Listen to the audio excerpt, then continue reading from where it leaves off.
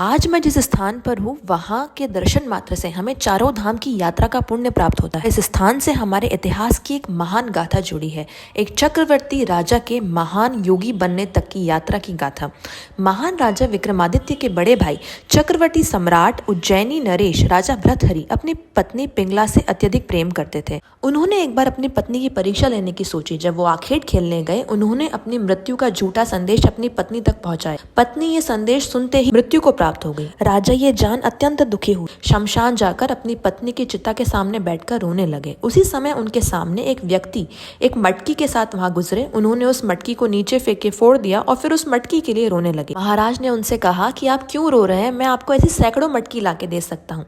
तब वो व्यक्ति बोले कि महाराज, आप भी तो मोह माया में फंस के रो रहे हैं, मैं भी आपको ऐसी सैकड़ों पिंगला प्रकट कर सकता हूँ। और फिर वो व्यक्ति अपने वास्तविक स्वरूप में आए।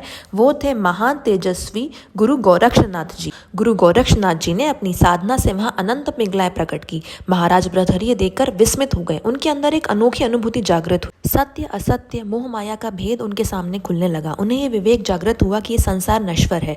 वो भाव विभोर होकर महायोगी गुरु गोरक्षनाथ जी के चरणों में गिर पड़े।